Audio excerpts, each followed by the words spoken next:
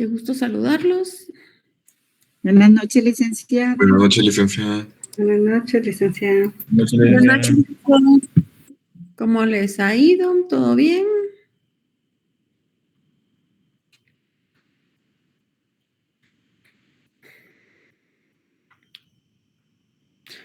Pues bueno, tal como lo habíamos programado en nuestro semestre, ya terminamos la teoría general de los títulos de crédito, que fue en el primer parcial. Terminamos los títulos de crédito en lo particular.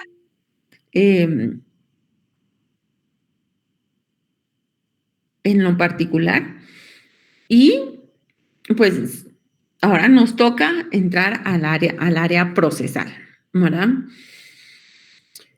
Todos ustedes ya recibieron procesal civil, ¿sí o no? Sí. Ok. Ya vieron la teoría del proceso. Fue el primer curso que recibieron procesal. Creo que desde el cuarto semestre vienen viendo esto. Y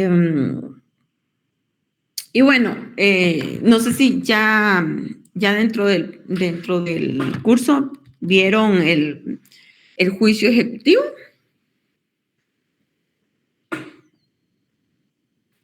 Sí, licenciada. Perfecto. Entonces esto va a ser pan comido. Tenemos más o menos tenemos unas 3 clases más, digo yo. Ya solo 2 semanas nos quedan. Ustedes entran a exámenes finales, ¿qué día? El 16, licenciada. El 16 empiezan exámenes finales. Sí. Sí, licenciada. O sea, solo la otra semana tenemos. Son 2 clases nada más, aparte de la de hoy, que tenemos para poder platicar de eso. Nuestro examen es el 28 de mayo y se acabó el semestre. Ya vieron, ya a un semestre de cerrar. Han de estar todos contentos, emocionados. Ahí lo celebran y se ponen a estudiar para sus privados. Si pueden empezar con la tesis, sería excelente, porque eso como atrasa. Así que yo los insto a que sigan.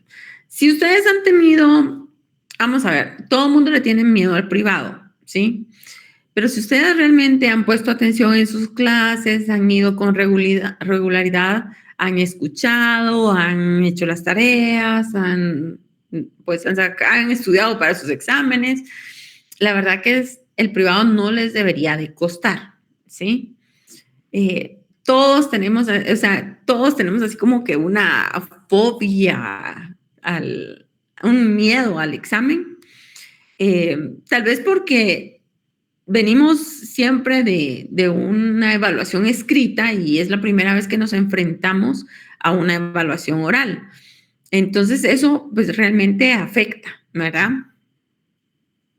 Pero no es tan difícil como creen. Los catedráticos no les van a preguntar cosas marcianas que ustedes no hayan visto en clases, ¿verdad? Así que si han estudiado, pues enhorabuena. Claro, hay gente a la que le cuesta. Primero, el miedo escénico, ¿verdad? Segundo, nos abruma el contenido porque es demasiado. Y tercero, porque en determinado momento estamos siendo evaluados, ¿verdad? Entonces, eso definitivamente nos pone nerviosos. Pero mucho ánimo y no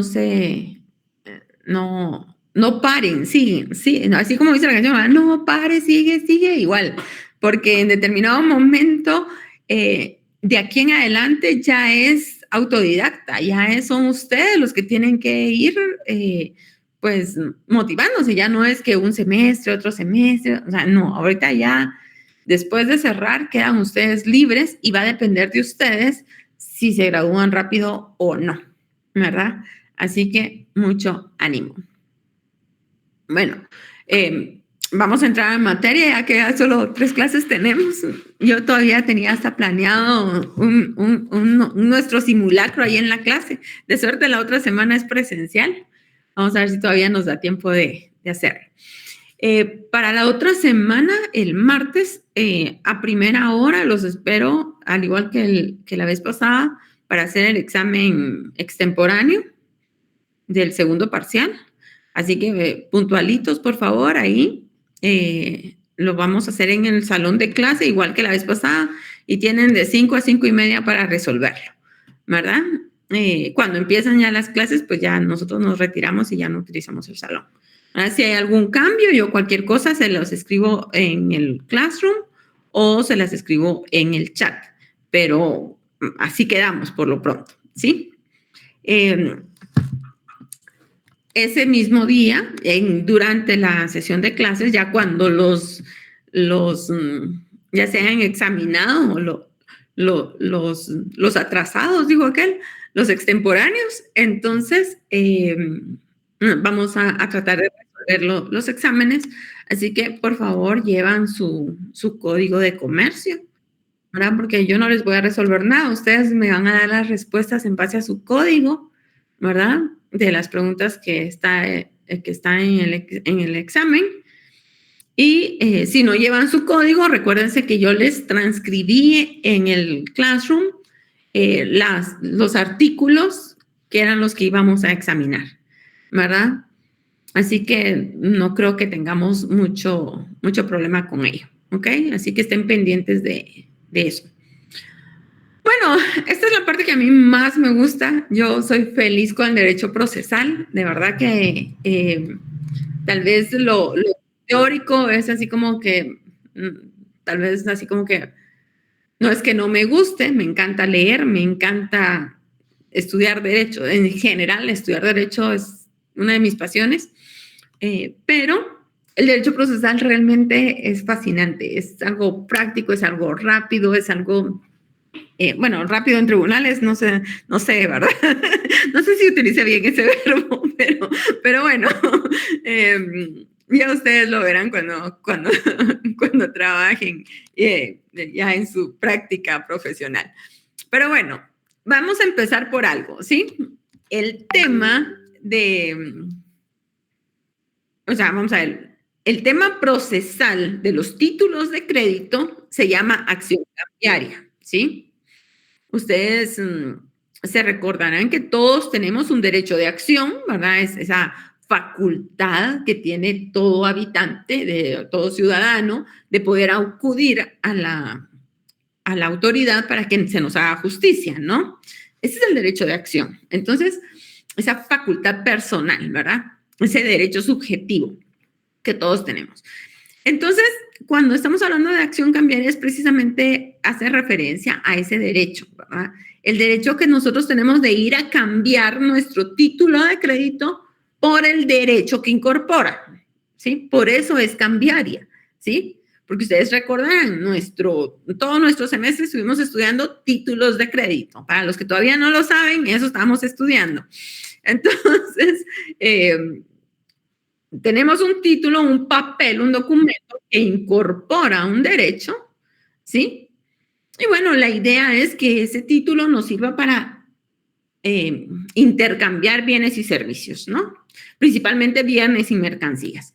Pero en determinado momento puede ser que cuando la fase normal del derecho falla, cuando alguien deja de honrar las obligaciones que ha asumido en ese título, pues sea necesaria la intervención de ese tercero imparcial que nos va a resolver todos nuestros problemas. Recordemos que por ley tenemos prohibido resolver nuestras disputas a mano propia. Eso de la autocomposición que nos enseñaron en Introducción al Derecho, eso no lo prohibió el Estado, ¿verdad? Y ahora tenemos que ir a tribunales, ir a esos jueces nombrados por el Estado para que ellos sean los que nos resuelvan nuestros problemas.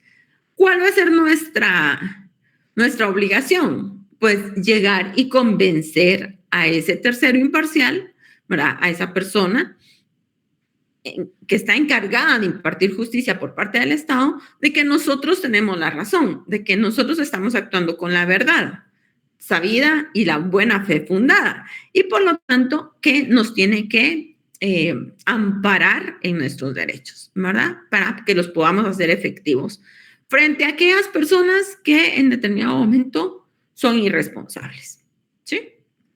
Ok. Primero, la definición, ¿verdad? La acción cambiaria es la acción judicial que tiene el portador legítimo de un título de crédito para exigir el pago de la obligación contenida en él, ¿sí? Primera parte, tiene que ser el portador legítimo del título. Si alguien no es el portador legítimo, ustedes ya saben que esa persona no podría ejercer esos derechos, ¿sí? Ok. En un título al portador, ¿cómo determino yo quién es el portador legítimo?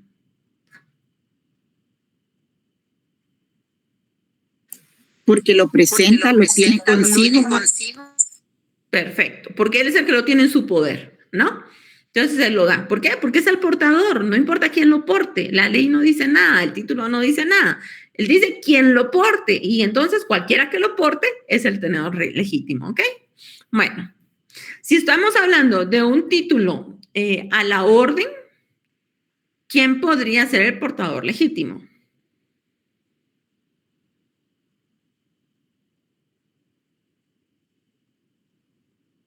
Ni crean que hoy me van a dejar sola aquí hablando. Hoy no es esa clase de clase. Vale, la redundancia. Hoy tienen que estar a quien se le está extendiendo el título. Ok. El nombre de la persona que aparezca en el título. Esa persona cuyo nombre aparece en el título es la que es el portador legítimo. Perfecto, licenciado Álvaro. Ahora, en un título nominativo, ¿quién es el portador legítimo?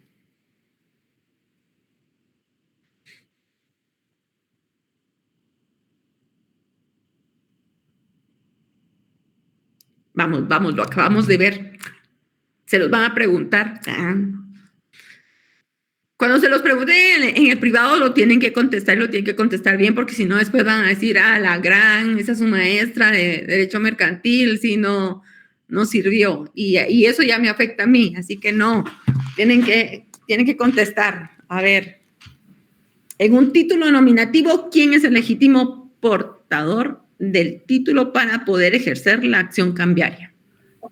A quien se le A nombre de quien esté emitido. Y, además... El que lo porte. Y además... En el registro, Ligda. Exacto. Entonces, ahí ya son 3, ¿sí? La primera, el portador, solo quien lo porte, ya está. En la orden, quien lo porte, claro, porque lo tiene que entregar, ¿verdad? Y encima, a nombre de quien aparezca en el título.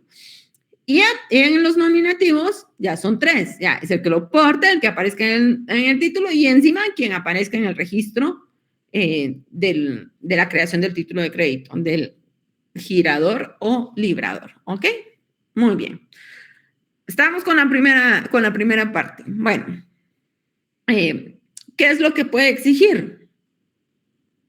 Ese portador legítimo del título, ¿qué es lo que va a poder exigir?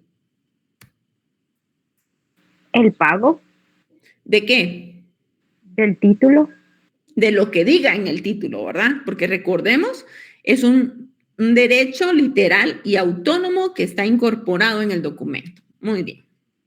Ok, entonces podemos decir también que la acción cambiaria es el mecanismo legal para cobrar una deuda que se documenta en un título de crédito. ¿Sí o no? Da lo mismo que digamos esto o digamos esto. Las dos cosas nos dicen que es acción cambiaria. Ojo con esto, que el derecho no es memoria, ¿ok? Todo el mundo dice, ay, tenemos tanto que leer y tenemos que aprendernos de memoria las leyes. No necesariamente. Incluso en el privado, ustedes pueden venir y decir, con permiso, ¿puedo ver mi ley? ¿Puedo consultar mi legislación? Y ustedes llevan ahí su maleta, mejor carretilla, porque ya la maleta arruina la espalda, pero ahí llevan ustedes todo su compendio completo de leyes y ustedes la pueden consultar. Claro, por deferencia, pregúntenle al examinador si la pueden consultar, pero de ahí les va a decir que sí, seguramente, ¿verdad? Entonces, no es necesario que se aprendan las cosas de memoria. Lo que necesitamos es que las comprendan. Si ustedes las comprenden, van a saber a dónde ir a buscar cuando les toque ya el privado eterno que les digo que pasa cuando ya nosotros estamos en las oficinas. Muy bien. ¿Cuándo vamos a ejercitar la acción cambiaria? ¿Sí? Cuando nosotros presentamos el título para aceptación y el obligado nos dice, no la acepto, ¿ok? En ese momento podemos ir al juez para que ¿cómo se llama? Logremos el trámite judicial para que no la paguen. 2, cuando nosotros la presentamos para aceptación, pero nos aceptan solo parte de la deuda y otra parte no. ¿Se recuerdan que podía haber una aceptación parcial? Entonces, si hay una falta total de aceptación o una aceptación parcial, nosotros nos vamos a la acción cambiaria, ¿ok? Cuando hay falta de pago o falta de pago parcial, de igual manera, ¿sí? Nos vamos a la acción cambiaria. Y acá tenemos que tener claro que el librado o aceptante, sí, vamos a ver. Nosotros tenemos nuestro título de crédito, ¿sí? Pero por cualquier circunstancia, el obligado a pagar el título de crédito, a saldar el título de crédito, cae en insolvencia, entonces podemos asumir que no nos lo va a pagar. Entonces no tenemos por qué esperar a que se cumpla el plazo, etcétera, etcétera, ¿sí?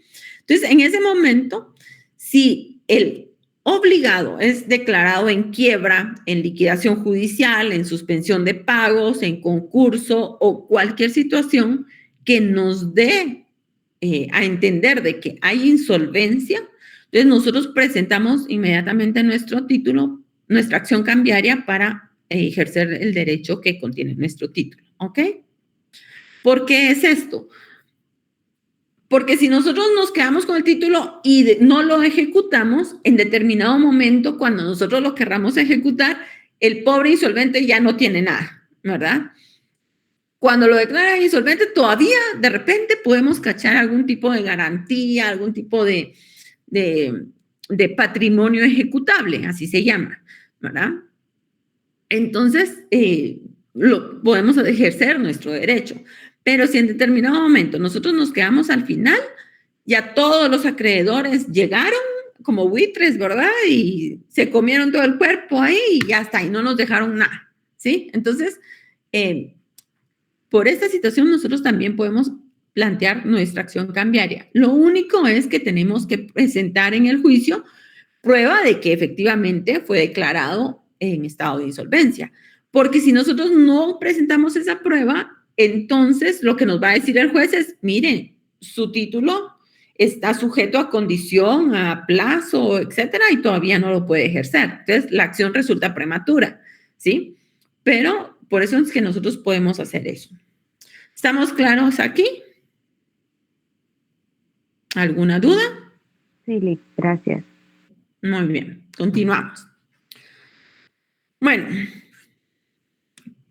para ya presentar nuestra acción, nosotros ya sabemos que nosotros vamos a ser los acreedores, ¿verdad? Nosotros tenemos nuestro título de crédito, ok. Pero tenemos que saber a quién vamos a demandar, ¿sí? Y para saber a quién vamos a demandar, tenemos que tener claro quién es el deudor principal y quién es el deudor de regreso, así le llaman. Indirecto, bueno, hay algunas otras formas. Pero el deudor principal. ¿Quién era el deudor principal en un título de crédito? Pongámonos, por ejemplo, en un cheque. ¿Quién es el deudor principal? ¿Quién tiene que pagar el cheque? Jóvenes, los quiero aquí. ¿Quién está girando? El emitor, el propietario de la cuenta. Exacto, el propietario de la cuenta que giró el cheque, ese es el que lo tiene que pagar. Entonces, ese es el obligado principal. Entonces, nosotros lo vamos a demandar a él, no vamos a demandar al banco, ¿verdad? Lo vamos a demandar a él directamente porque él es el que se comprometió a pagar, ¿verdad? Entonces, en el título de crédito tenemos que ver quién lo crea. Por ejemplo, en la letra de cambio, cuando la letra de cambio en determinados momentos, se recuerda que pueden haber 3 personas, ¿verdad? el creador, el librado y el librador, el librado y el beneficiario, ¿no? Entonces, puede ser que quien crea el documento, pues creó el documento. Ese es un deudor. Pero de repente puede ser que en el mismo título haya otro deudor también, que sería el librado, ¿sí? Cuando el librado, se recordarán ustedes, acepta la letra de cambio, se convierte en el principal obligado, ¿sí o no? ¿Se recuerdan? Entonces tenemos viendo a quién vamos a ir a demandar, ¿ok? Bueno, entonces quedémonos con la letra de cambio y el girado y el girador cuando es a cargo de un tercero. Eso nos va a ayudar. Ok. Entonces, dice la ley, el tenedor del título, que tiene que ser legítimo tenedor, ya sabemos, ¿verdad? Puede ejercitar la acción cambiaria, que es presentar sus demandas ante tribunales para ejercer el derecho incorporado en el título, ¿verdad? Contra el librador, el aceptante, los endosantes anteriores y los avalistas. ¿Sí? Ok. Puede plantear su acción contra todos ellos al mismo tiempo en la misma demanda, o lo puede hacer solo contra el aceptante, o solo contra el librador, o solo contra el avalista, porque ustedes se recordarán que las deudas en los títulos de crédito se consideran unas deudas solidarias mancomunadas, o mejor dicho, mancomunadas solidarias. Quiere decir que todos deben todo, ¿verdad? Y el pago hecho por uno libera a todos y bueno, en determinado momento queda salvo la acción que tengan entre ellos, pero frente al acreedor todos son responsables, ¿ok? Bueno, entonces podemos presentarla contra todos o contra solo uno, cualquiera de ellos, sin orden de firmas, no tenemos que irnos al último que aparece como responsable, sino que puede ser en contra de cualquiera. Y esa persona mantiene la acción contra los demás. ¿Cómo se llama eso? Derecho de repetición, ¿se recuerdan? Eso lo vieron en Derecho Procesal Civil. ¿Cierto?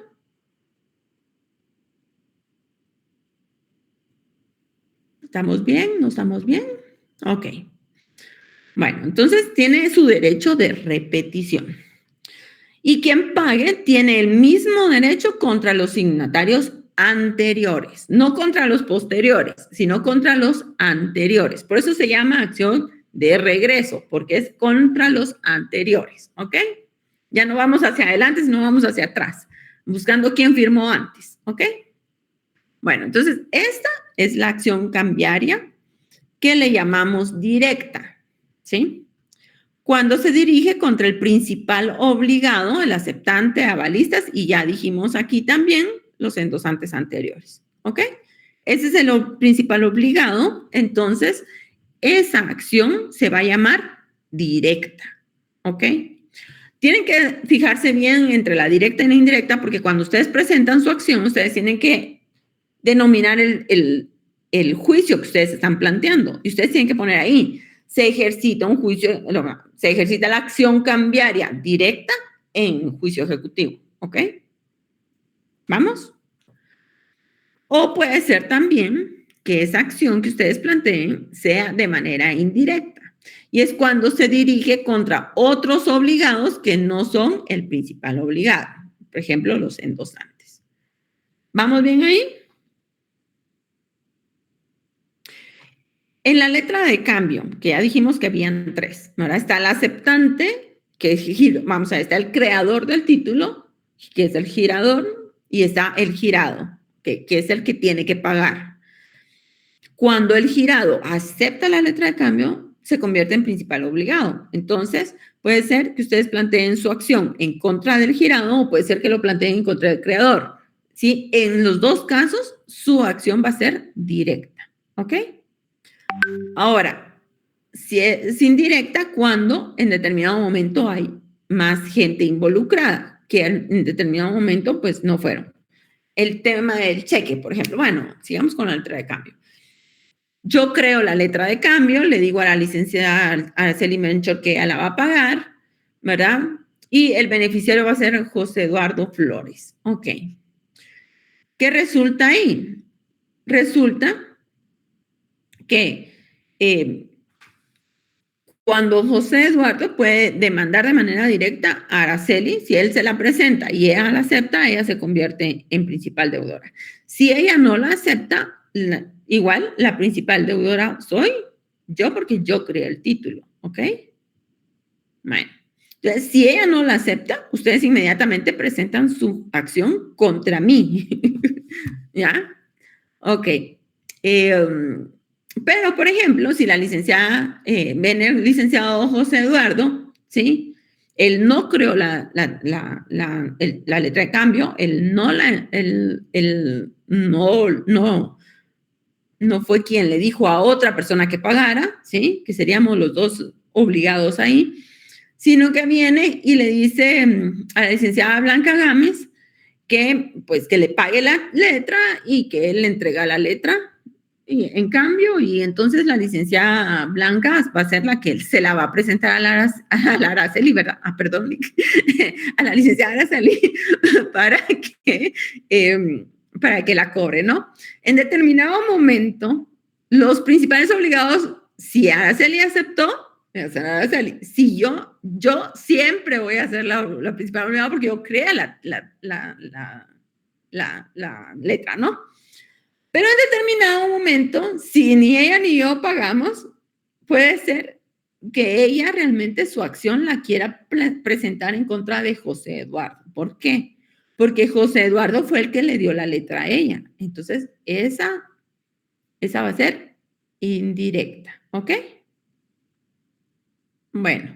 Lick, disculpe, una pregunta. Cuando se quiere ejercitar contra todos, ¿sería directa?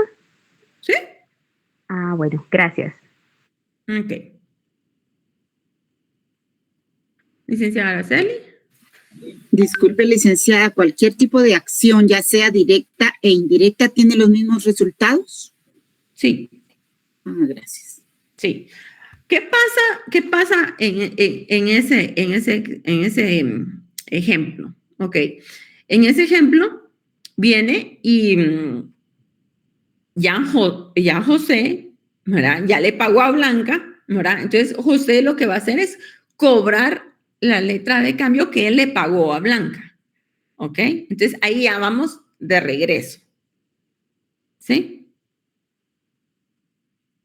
¿Vamos bien ahí? Ok. ¿Qué podemos reclamar en la acción directa? Acción cambiaria directa. ¿Qué vamos a reclamar ahí? Bueno, esto sería el último tenedor, ¿no? El que va a presentar la reclamación. Va a pedir el importe del título o bien la parte no pagada o aceptada. Podemos cobrar los intereses moratorios al tipo legal desde el día del vencimiento, ¿sí? Ojo con esto que ya habíamos explicado la diferencia entre los intereses moratorios y los intereses normales, ¿no? ¿Se recuerdan?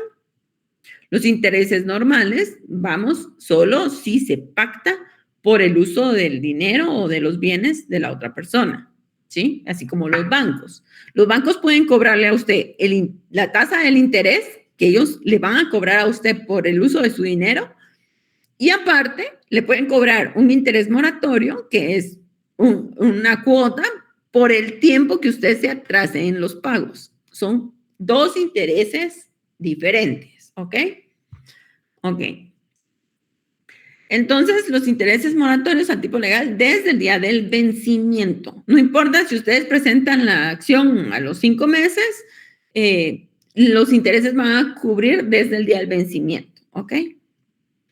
Esta es una de las diferencias entre civil y mercantil. En civil es a partir del requerimiento que se empieza a cobrar intereses moratorios, pero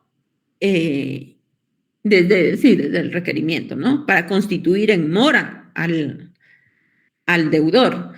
Aquí, en la acción cambiaria, los intereses moratorios van desde el día del vencimiento, no importa cuándo se haga el requerimiento, ¿ok? De ahí tenemos que también podemos cobrar los gastos del protesto que hicimos, ¿verdad? Cualquier gasto legítimo que hicimos para cobrar la el título, y los gastos del juicio. Gastos del juicio igual costas procesales, ¿verdad?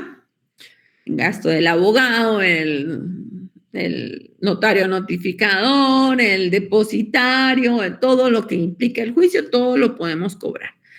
Y también podemos cobrar la comisión de cambio entre plazas y gastos de situación. ¿Cuándo opera esta comisión del cambio entre plazas y gastos de situación? A ver, pregunta de examen.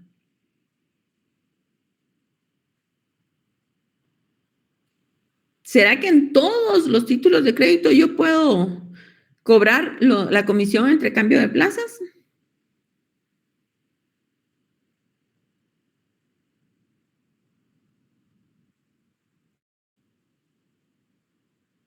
No me hagan eso. Tienen que contestar. Después van a decir que yo soy mala catedrática. No. Ustedes me tienen que contestar. Aquí los quiero. Cenen aquí a la par mía. No importa que me hablen con la boca llena. No los voy a ver de todos modos. A ver. ¿Se recuerdan ustedes que hay letras de cambio domiciliadas, sí o no? ¿Ok? Sí, Rick. Hay títulos de crédito que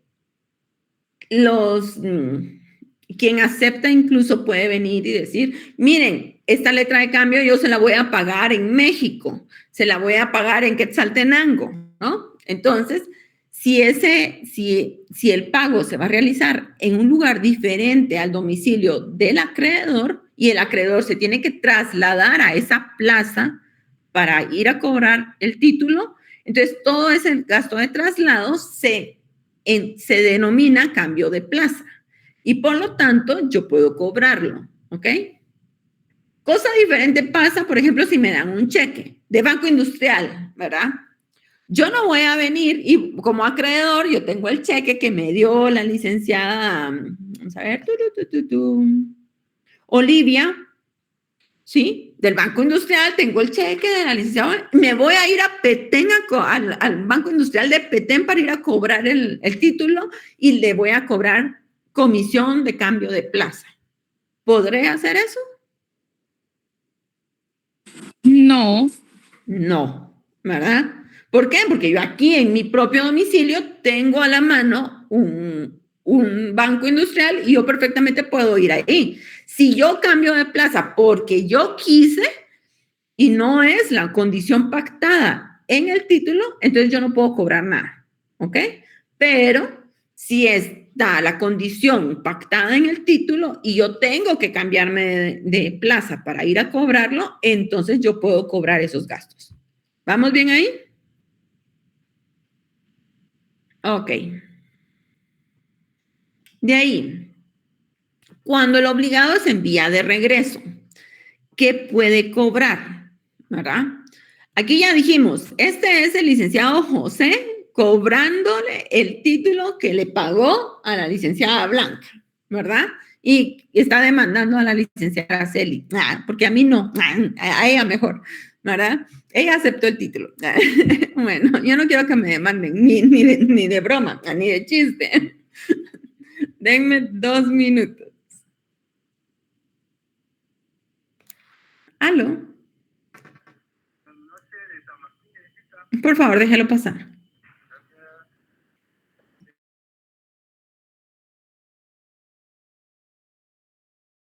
Le tiene apagado su micrófono. Ahí está. Perdón, lo apagué cuando no tenía que apagarlo y lo dejé encendido cuando lo tenía que apagar. ¿Se dieron cuenta? Ay, no, la tecnología y yo, nada. Bueno, entonces estábamos en que el licenciado José le va a cobrar a la licenciada Araceli, ¿no? Ok, entonces, ¿qué puede cobrar? No le va a cobrar todo, ¿verdad? Le tiene que cobrar algo. A ver, el reembolso de lo pagado menos las costas a las que él fue condenado, ¿sí? Si él fue condenado en costas, eso las tendrá que pagar él, ¿sí? Ahora, ¿qué puede cobrar? Intereses moratorios al tipo legal, desde el día del pago. Aquí es diferente, aquí ya no opera desde el día del vencimiento. Él tuvo que pagarlo desde el día del vencimiento, pero él lo va a cobrar desde el día en que él pagó, ¿sí? Denme de otros 2 minutos.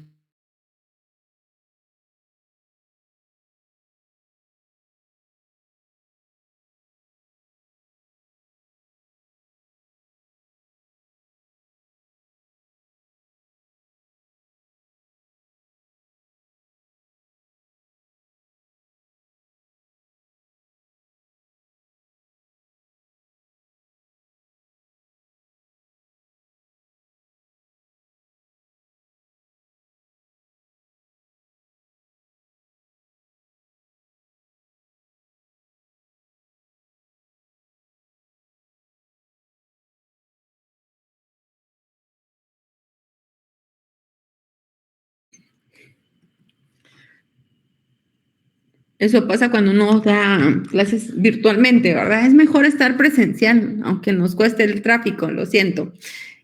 Pido disculpas. Bueno, estábamos, que vamos a cobrar en vía de regreso, ok. Reembolso de lo pagado menos las cosas a las que fue condenada la persona que pagó, ¿sí? Los intereses moratorios al tipo legal desde el día que él pagó. No desde el día del vencimiento, sino desde el día que él pagó. Ahí le empieza a generar intereses la deuda de él, ¿ok? Los gastos de cobranza, gastos legítimos y costas judiciales, ¿sí? Esto, no me lo vayan a confundir con esto, ¿sí? Él sí puede cobrar las costas del juicio que él entabla en contra del obligado en regreso, pero no puede cobrar las costas a las que él fue condenado, porque él también era un obligado al pago. ¿Me explico?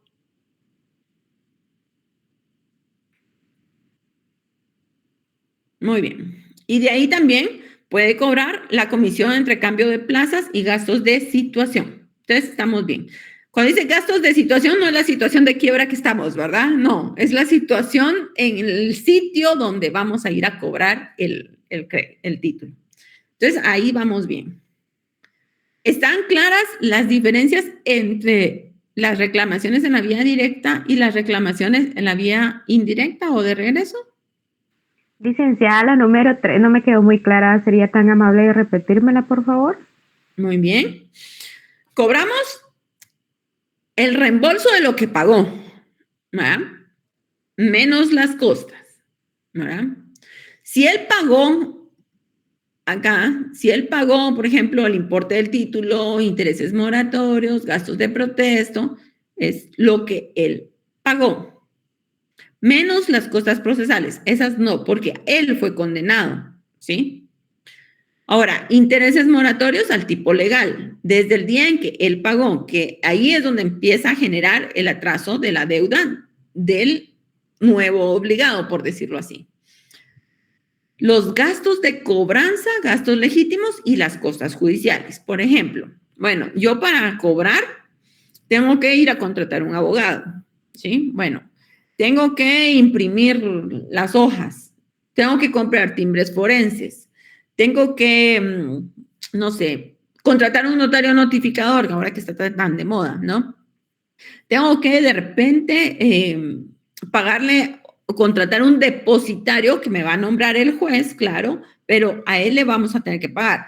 Todo lo que yo tenga que gastar para poder ejercer el derecho al cobro, porque el deudor no quiso pagar a la buena. O sea, si él hubiera pagado, no, yo no tendría que gastar todo esto. Esa es la premisa, ¿sí? Entonces, como yo no tendría que estar pagando todo eso, entonces ahora que lo pague él. Eso es gastos de cobranza, gastos legítimos y costas judiciales. No vamos a cobrarle, por ejemplo, ¿verdad? Bueno, yo quería él tenía 2 establecimientos, ¿verdad? Y yo le podía notificar aquí en la zona 10 o en el establecimiento que él tiene en Mazatenango. No me voy a ir yo hasta Mazatenango porque son gastos legítimos, ¿no? Y si lo pude haber hecho aquí, pues porque me fui hasta allá. Okay. Si lo intenté aquí, no pude, y entonces me fui hasta allá, entonces sí es legítimo el cobro, entonces se lo voy a cobrar, ¿ok? Entonces tenemos que ir viendo cómo justificamos todos los gastos que tengamos para el cobro del título de crédito. Y sí, aquí sí le voy a cobrar las costas judiciales del juicio que está entablando él en contra del nuevo obligado, ¿sí? No las que él pagó anteriormente, pero sí las que le tenemos que pagar a él, ¿ok? ¿Hoy sí o todavía no? Sí, licenciada, muchas gracias. Perfecto. Forma de cobro. ¿Cómo le vamos a cobrar? ¿Sí? Bueno, primero, ¿quiénes cobran? El último tenedor de un título protestado, claro, o el obligado a enviar a regreso que haya pagado. Esas son las dos personas que pueden cobrar el título, ¿ok? Entonces ya no va a haber un último tenedor. Bueno, el último tenedor del título se lo tiene que entregar al obligado que pagó, ¿sí o no? Porque el derecho es literal de autónomo. Entonces, este obligado que pagó es el nuevo portador del título. ¿Me explico? Pero él lo tiene porque él lo tuvo que pagar. Entonces, por eso él ahora tiene esa facultad de cobro, enviada a regreso. Ok. Entonces, ¿qué va a cobrar? ¿Qué va a pedir? Va a pedir que le abonen en cuenta, o sea, puede pedir que le abonen en cuenta el importe del título, gastos y costas, ¿sí? O puede ser que pida que le giren a su cargo, a la vista, a favor de sí mismo o un tercero, un nuevo título de crédito. ¿Sí? Esas son las formas que él puede cobrar. Regularmente, si no han pagado, ¿verdad? Uno asume que tampoco van a pagar. Entonces es más fácil el dinero constante y sonante, ¿verdad? Así como decía el anuncio de mi época. Ustedes tal vez ya no lo oyeron, pero bueno, es mejor el dinero. Entonces, regularmente uno que pide en los juicios, pues pago, remate y pago o simplemente pago de la cantidad adeudada, se acabó, ¿verdad? Pero podría ser que se pidiera que elegiren un nuevo título de crédito, ¿sí? Ok. ¿Qué necesitamos para ejercer nuestra acción? Vamos a adjuntar a nuestra demanda el título original protestado, ¿verdad? O sea, vamos, el título. Se recuerdan que platicamos que en algunas oportunidades los bancos se quedan con el título original y solo le dan a ustedes una constancia, un aviso, con la anotación de que recibieron, por ejemplo, un pago parcial o alguna situación que haya pasado. Entonces, si les daban ese aviso, eso ya lo vimos en algunos títulos de crédito, ese aviso se convierte en el nuevo título de crédito, por decirlo así. Entonces, ese aviso también lo tienen que presentar con su demanda, ¿ok? Si no lo presentan, la demanda no tiene título ejecutivo y por lo tanto no puede presentarse. El protesto, si es que fuera necesario, lo tienen que presentar, si no, ustedes en su demanda explican por qué no es necesario el protesto, ¿sí?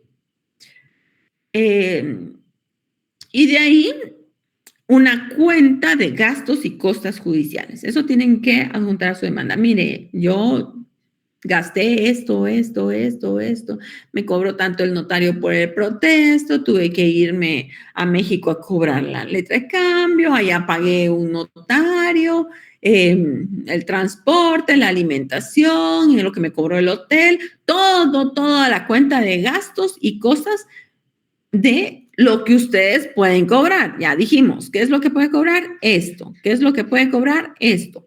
Entonces, la idea es que cada vez que ustedes estén relacionadas con un título de crédito, ustedes vienen y dicen, ok, esto lo puedo cobrar. Entonces, piden su constancia, su recibo. Eso también lo puedo cobrar. Piden su recibo, su factura, su recibo, lo que sea, una constancia de que ustedes pagaron esa plata. ¿Ok? Así que para después adjuntar en esa cuenta de gastos todos los comprobantes de lo que ustedes gastaron. No basta con decir, yo gasté, yo tuve que ir a Quetzaltenango, entonces ahora le cobro 10,000 quetzales. El juez no se los va a aceptar. Los jueces regularmente basan todo en la prueba, ¿sí?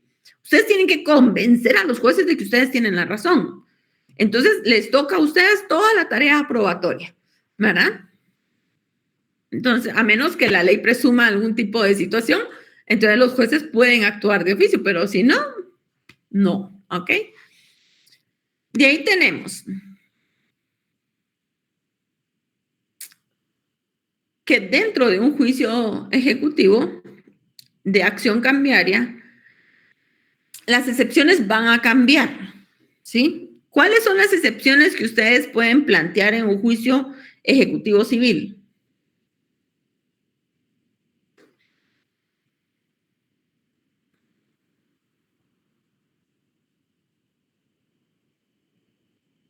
Cucú, cucú.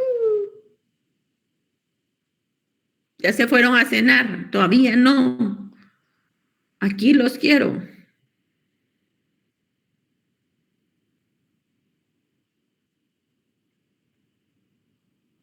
Después andan Licenciada, ¿no son las encaminadas a destruir la eficacia del título? Perfecto, muy bien. Bueno, y si fuera una cosa cambiaria, estaríamos en prescripción, ¿cuál es? Prescripción y pago, ¿no? Sí, transacciones, no, prescripción y pago total, porque pago parcial no se las aceptan, según la ley de bancos. Ok, muy bien, muchísimas gracias. Aquí, dentro del juicio ejecutivo de la acción cambiaria, no nos vamos a ir a esa generalidad del derecho civil, ¿sí? Y ustedes lo crean o no, por esto se pierden todos los juicios.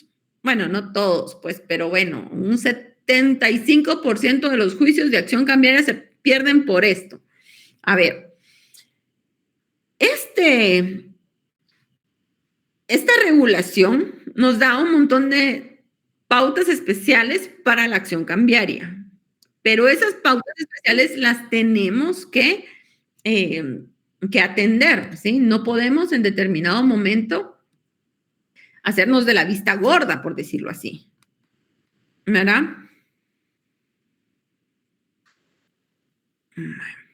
Y entonces, cuando ustedes sean los deudores, si ustedes tengan que presentar una acción, una excepción, o cuando ustedes sean los acreedores y les están presentando las excepciones dentro de su juicio, ustedes lo primero que tienen que hacer es ir a ver si está dentro del listado de excepciones que nos da el Código de Comercio. Si no está ahí, le piden al juez que la desechen, ¿sí?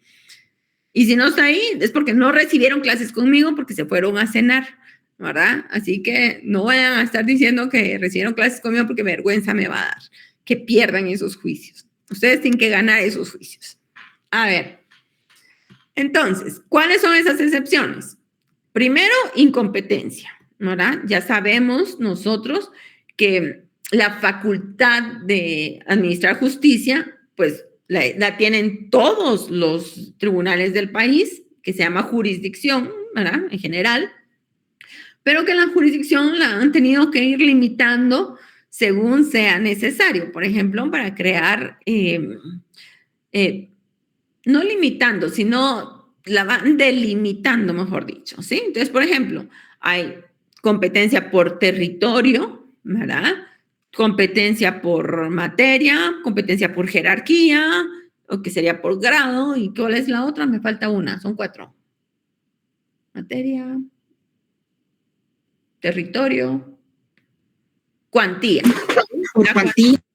Perfecto. Muy bien. Entonces, ¿cómo vamos a determinar nosotros que nuestro juez es competente? Ok, primero tenemos que irnos al domicilio donde dice la letra de cambio o el título de crédito que se va a cobrar, ¿ok? Que se tenía que pagar. Ahí nos vamos a ir. Si no, ya sabemos a la circunscripción del deudor, ¿sí? No es el del acreedor, es el del deudor. Eso sería territorio. Por cuantía, según el monto de la obligación que contiene el título de crédito. ¿Ok? Entonces ya sabemos, si pasa de, ¿cuánto es? 80,000 quetzales, ¿verdad? Si pasa 80,000 quetzales, nos vamos a un juzgado de instancia, pero si es menos, nos quedamos en un juzgado de paz. ¿Qué otra cosa? Jerarquía, pues ya ahí estamos, ¿verdad? Bajo la misma directriz, ¿verdad? Si es de mayor cuantía, nos vamos a un juzgado, no podemos irnos a un juzgado menor, porque para eso ahí está la jerarquía. ¿Y qué otra cosa dijimos? Por materia. Tenemos que irnos a un juzgado de materia civil y mercantil, porque todavía esas dos jurisdicciones están juntas, civil y mercantil, ¿ok? No vamos a ir a un juzgado de trabajo a presentar nuestro título de crédito, porque el título de crédito, ¿de qué materia es? Mercantil. Perfecto. Entonces, lo vamos a ir a tratar de ejercer en un juzgado que conoce materia mercantil, que a la fecha son los juzgados civiles, ¿ok? No se me vayan a confundir. Aunque no digan ahí materia mercantil, sí dicen penal, sí dicen laboral, sí dicen de familia, sí dicen de niñez, sí dicen de femicidio, sí dicen de todo. De mercantil no dicen, así que no se me van a confundir, tienen que ir al juzgado civil, ¿ok? Bueno, falta de personalidad que tiene, ¿verdad? El demandado. Sí, no, el actor es aquí, el acreedor. Ajá, falta de personalidad del acreedor. De ahí, que para mí podría ser también falta de personalidad, pero esto lo llaman no haber suscrito el título, ¿sí? A mí me están demandando, no, digamos a otro, a ver, ya dijimos que yo no quiero que me demanden ni de chiste. A ver, vamos a demandar todos al licenciado Ignacio Villegas. A él lo vamos a demandar ahora. Entonces, él puede decir, no, miren, yo no fui quien firmé ese título. O sea, yo no sé quién firmó, pero yo no fui. Entonces, él presenta su excepción de no haber suscrito el título, ¿ok? Me falsificaron la firma, la crearon por inteligencia artificial, es un homónimo, lo que ustedes quieran. Entonces, no suscribí el título. Entonces, esta excepción es la que tienen que plantear. De ahí, incapacidad de quien suscribió el título. Ok, sí, efectivamente, el licenciado Ignacio firmó el título, pero él justo había sido declarado incapaz. Entonces, por lo tanto, que esperemos que no, claro, ¿verdad? Pero puede presentar esa excepción. Incapacidad de quien suscribió el título. Si de repente el licenciado Ignacio, no sabemos, fuera menor de edad, tampoco tendría capacidad de ejercicio, ¿sí o no? ¿Saben la diferencia entre capacidad de ejercicio y de goce, no?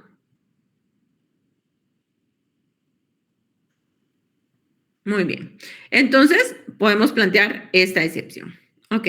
Falta de representación o de facultades suficientes. Ok, resulta que el licenciado Ignacio le dio un mandato al licenciado Iker para que él lo representara en un juicio de familia. Ok, viene el licenciado Iker en ejercicio de su defensa profesional, va y firma un título de crédito obligando al licenciado Ignacio, ¿ya? ¿Quién sería el creador? El licenciado Iker, ¿verdad? ¿Quién sería el girado? Pues ya sabemos, el girado sería el licenciado Ignacio, ¿verdad? O puede ser que el licenciado Iker diga, yo estoy creando el título como en nombre del licenciado Ignacio, ¿ok? En ejercicio del mandato, por ejemplo, o en ejercicio de la representación. Entonces resulta que el licenciado Ignacio dice, ojo, no. Yo no suscribí el título como primer punto, ¿verdad? Pero lo hizo su mandatario, ¿sí? Entonces se entiende que él sí había delegado ciertas facultades en el mandatario para que ejerciera en nombre propio. Eso ustedes ya lo vieron en derecho civil, ¿verdad? En contratos, derecho el contrato de mandato, ¿sí o no? Entonces, lo que va a decir el licenciado Ignacio es, sí, miren, yo le había dado un mandato al licenciado Iker, pero el licenciado Iker solo tenía facultades para irme a representar en un juicio de familia, no tenía facultades, yo nunca le dije que podía extender títulos de crédito y por lo tanto ese título existe falta de representación o de facultades suficientes del licenciado Iker para extender el título en nombre de Ignacio. Esto ya lo habíamos visto nosotros en la teoría general. Ok, cuando vimos la teoría general, les pregunto yo a ustedes, ¿qué pasa con ese título de crédito cuando el licenciado Ignacio comprueba que efectivamente él no dio su representación ni dio facultades para que crearan un título en nombre de él? ¿Qué pasa con ese título? Lo tiene que pagar la persona que firmó. Perfecto. Muy bien. Así me gusta. Ok.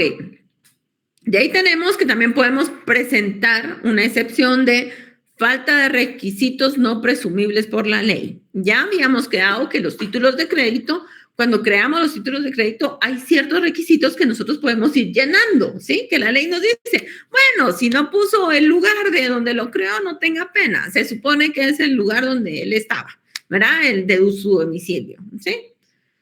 Bueno, si no le puso fecha, no importa. Asumimos que es la fecha de la presentación, por ejemplo, en los cheques, ¿no? Ya está. O sea, hay cosas que la ley facilita, pero hay otras que no. Entonces, si ahí falta algún requisito, entonces nosotros planteamos nuestra excepción de omisión de requisitos que no son presumibles por la ley, ¿ok? Y ahí tenemos la alteración del texto. Con la alteración del texto, nosotros ya habíamos visto cuando vimos la teoría general del título de crédito que la persona obligada se obliga en determinado momento bajo las condiciones del título. Si el título fue alterado, ¿sí? Nosotros tenemos que comprobar que nosotros firmamos antes de la alteración. Porque si nosotros firmamos después de la alteración, nosotros nos comprometimos en las condiciones alteradas, ¿ok? Entonces, no solo basta con decir alteraron el texto, tenemos que decir cuándo alteraron el texto. ¿Vamos bien? Va. La no negociabilidad del título. Ok, miren, yo no tengo por qué pagárselo a él, al actor, porque yo ese título de crédito lo hice a favor de Helen Villatoro, y si ella lo puso en circulación de una manera diferente a la ley de circulación con la que se creó el título de crédito, entonces yo no tengo por qué pagárselo a cualquiera. Yo solo se lo voy a pagar a Helen porque yo le dije que solo a ella se lo iba a pagar. Y así dice el título. Entonces, puedo decir, miren, no. Y el juez no me va a poder obligar. Así, ¿sí? Entonces, tenemos que ver bien la ley de circulación con la que fue creada el título de crédito. ¿Ok? Otra excepción, quita o pago parcial que conste en el título. ¿Qué es la quita? La quita es solamente así como que algo que quitamos de la deuda, ¿verdad? Él debía 100,000, nosotros le quitamos 20. ¿Y ahora cuánto le quedan? Así como cuando estábamos estudiando en la primaria las matemáticas, ¿verdad? Y teníamos 3 manzanas y si nos quitan una, ¿cuántas nos quedan? ¿Verdad? Esa es la quita, ¿sí? Quitar una parte de la deuda, ¿sí? Entonces, se llama quita o perdón, ¿verdad? Porque nosotros estamos perdonando una parte de la deuda, ¿ok? Entonces, quita o pago parcial que conste en el título. Si no consta en el título, no vale porque el título es literal y autónomo, ¿ok? Vamos. Consignación o depósito. Miren, yo sabía que debía eso y en tanto tiempo fecha, ¿verdad? O a día fijo yo tenía que pagarlo. Yo no encontré al deudor y por lo tanto yo ya deposité la plata, yo ya hice mi consignación. Ya saben que la consignación es una forma normal de pago que se hace mediante la autorización de una autoridad judicial, ¿ok? Entonces, yo ya lo deposité, yo ya lo consigné, entonces yo presento mi prueba y ahora ya no me demanden, ¿verdad? Ya está. Vayan a recoger su plata ya. Bueno, también tenemos la cancelación del título o la suspensión de pago por orden judicial, ¿sí? Ok. Si ese título fue cancelado y aún anda por ahí afuera, entonces ya no lo tiene que pagar. ¿Se recuerdan ustedes que, por ejemplo, en el tema del cheque, ¿sí? Ya dijimos, ¿cuál es el plazo para cobrar un cheque? 15 días. Perfecto. Yo puedo revocar la orden de pago contenida en un cheque si después de esos 15 días nadie lo ha cobrado, ¿sí o no? Sí, muy bien. Entonces, si al 10º mes llega alguien a quererme cobrar ese título, presenta la demanda, primero que se la van a rechazar, ¿verdad? Pero bueno, si no se la rechazaran y llegan con la demanda queriéndome cobrar un cheque que yo revoqué, entonces vengo yo y digo, miren, ese título está cancelado. Y yo tengo que demostrar que yo lo revoqué porque él no lo presentó durante el tiempo legal establecido y por lo tanto ahora ya no lo puede ejercer. ¿Se recuerdan? De ahí la otra sería, ojo, si un juez me da a mí una orden y me dice, mire, usted no puede pagarle a fulanito, no lo vamos a pagar. ¿Cuándo es bueno, el ejemplo más común de esas órdenes de suspensión de pagos, pues primero son los bancos que quiebran, ¿verdad? Ahí hay una orden de suspensión de operaciones completas del banco, ahora y ellos no van a pagar, pero regularmente las órdenes de suspensión de pago vienen con los embargos, ¿sí? También se puede, porque se puede embargar pues, cualquier cosa que esté dentro del patrimonio ejecutable del deudor, ¿sí? Cualquier cosa que esté en el patrimonio del deudor sirve para el pago de sus obligaciones, ¿ok? Todos esos bienes que forman parte de su haber, ¿verdad? Pues nos pueden ayudar. Si yo dentro de mi haber no tengo plata, pues no me pueden embargar nada, ¿no? Pero si de repente yo tengo un título de crédito que de aquí a 6 meses me tiene que pagar a mí el licenciado.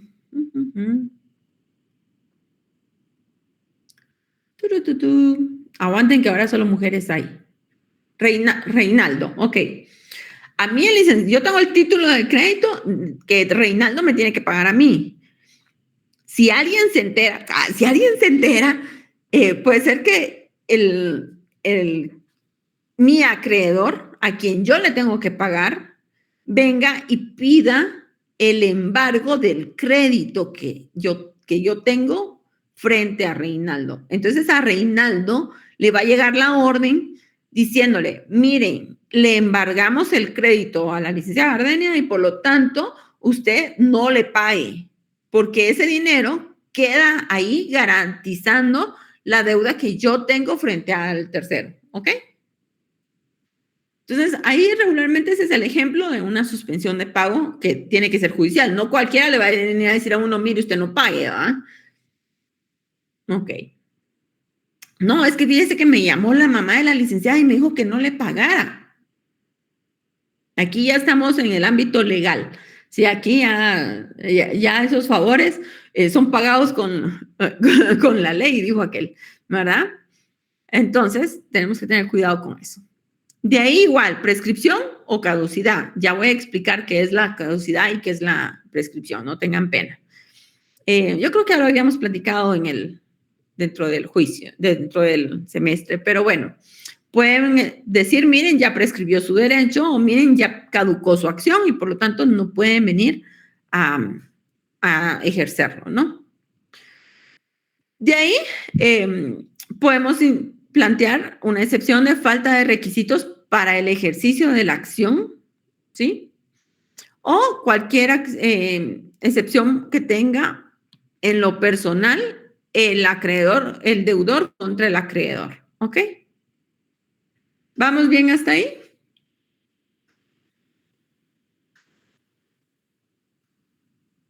Sí, doctora, gracias. Muy bien. Entonces ya saben, excepciones, código de comercio. No se vayan a otro lado. Y bueno, y si ustedes se dan cuenta en determinado momento, pues la mayoría de estas pues afectan ¿cómo se llama? La eficacia del título. Ojo con esto, ¿sí? en un juicio ejecutivo civil no existe la excepción de incompetencia, ¿sí? Al no existir la excepción de incompetencia, no es que ustedes no puedan alegarla, ustedes la pueden alegar, pero tienen que plantear una declinatoria, que es lo que está, es el instituto procesal que está establecido en la ley del organismo judicial para todos aquellos procesos en los que no está regulada la excepción de incompetencia, ¿ok? Pero en el mismo juicio ejecutivo, si se trata de una acción cambiaria, sí pueden plantear la acción de incompetencia. Entonces, ahí tienen que tener cuidado de no confundirse y que no se confunda el juez tampoco, ¿verdad? ¿Ok? Bueno. ¿Vamos bien hasta ahí bueno, terminemos la caducidad y la prescripción y nos quedamos con el juicio para la otra semana, ¿sí? Caducidad. Ok, la caducidad opera por no presentar el título en tiempo para su aceptación y pago, ¿sí? ¿Se recuerdan? Tenemos a tantos días vista, a tal fecha vista, tenemos... ¿Cuáles son esas reglas? A ver, cuéntenme. Mejor díganmelas ustedes.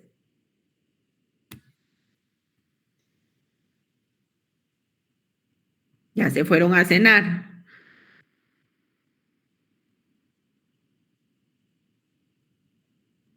No son a cierto tiempo vista, a día fijo, a cierta fecha.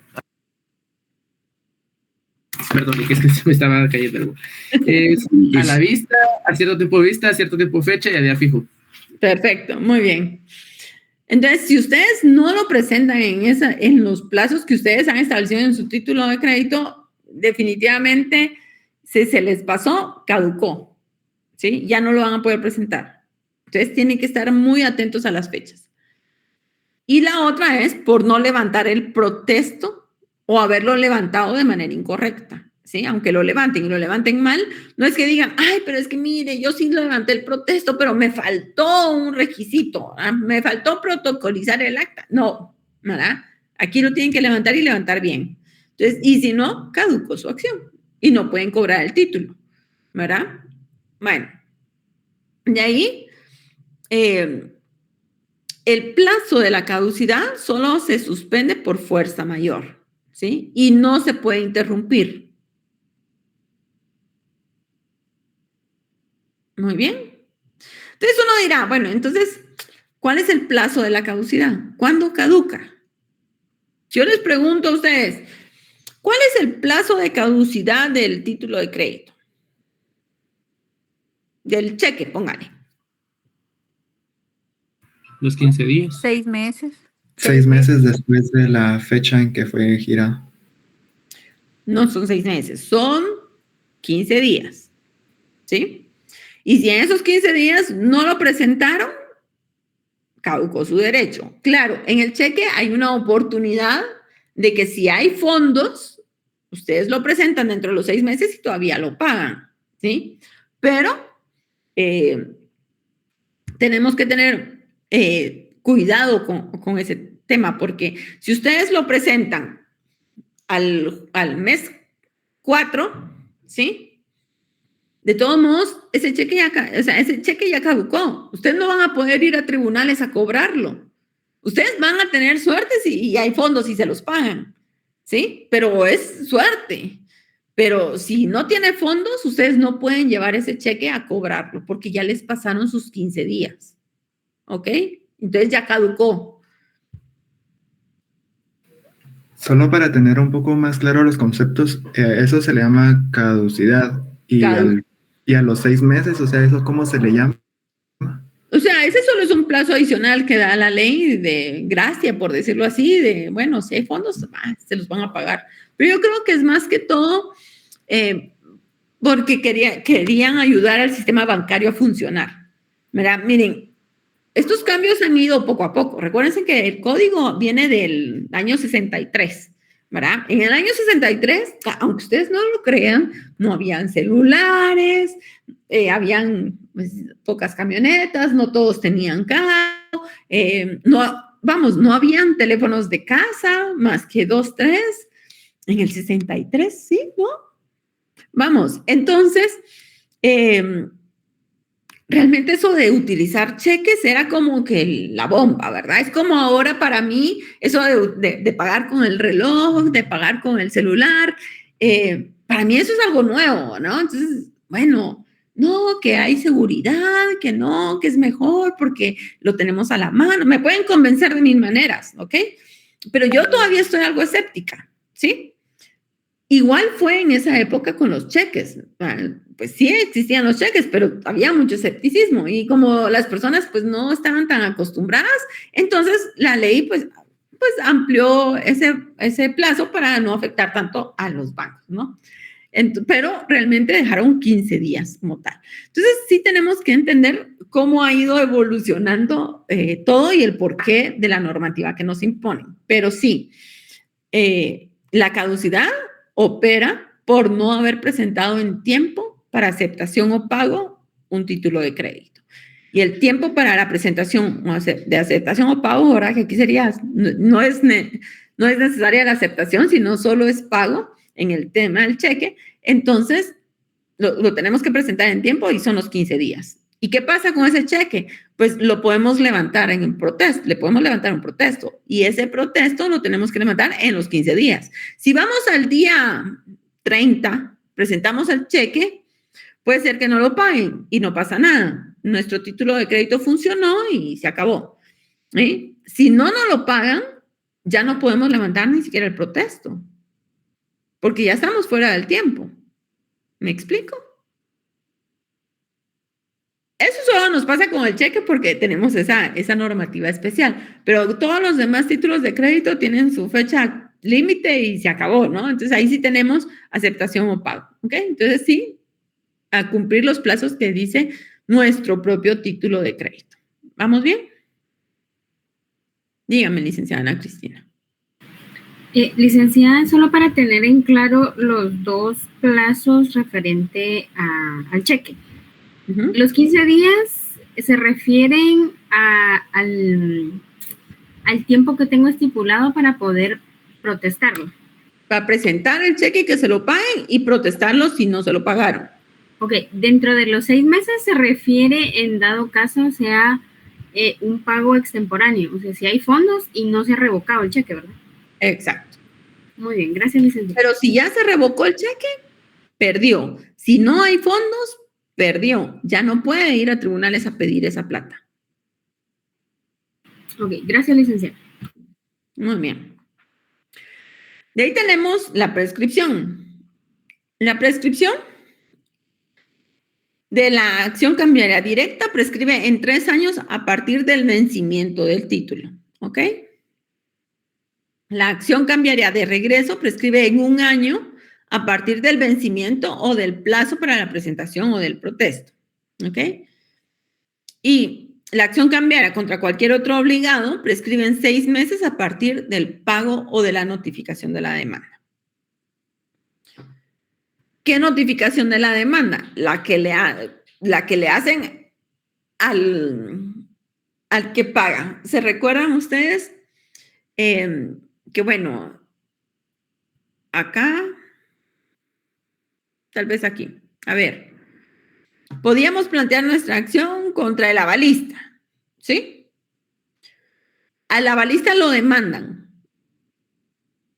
y él tiene que pagar porque él es responsable dentro del título, ¿sí? Entonces, él tiene 6 meses para cobrarle al librador, por ejemplo, ¿sí? Ya no va a tener 3 años. 3 años sin el beneficiario del título, ¿sí? Pero para cobrarle a otros deudores, sí, y solo sí es en 6 meses. Si es la de regreso, sería 1 año. ¿Vamos bien ahí? Y de ahí, efectivamente, sí se puede interrumpir el plazo de la prescripción, pero las causas de interrupción son individuales por cada persona obligada, ¿ok? ¿Vamos bien hasta ahí?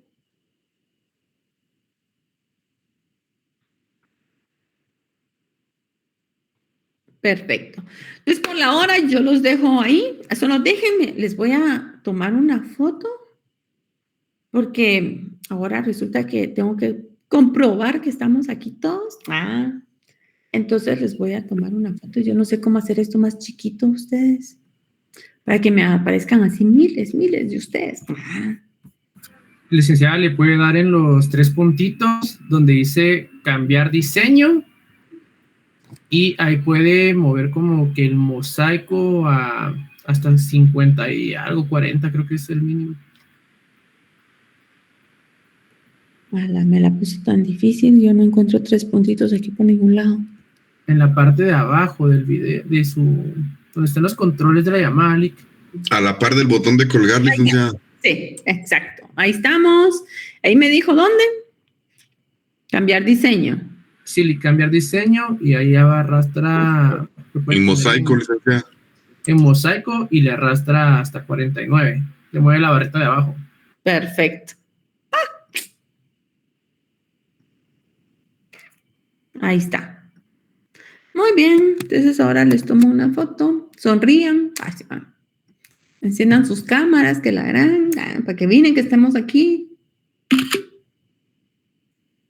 Denme otros 2 minutos.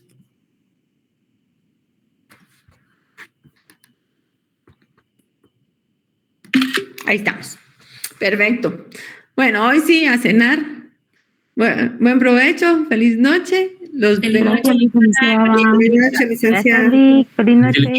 Feliz noche, licenciada. Feliz noche, Lick. Feliz noche, licenciada.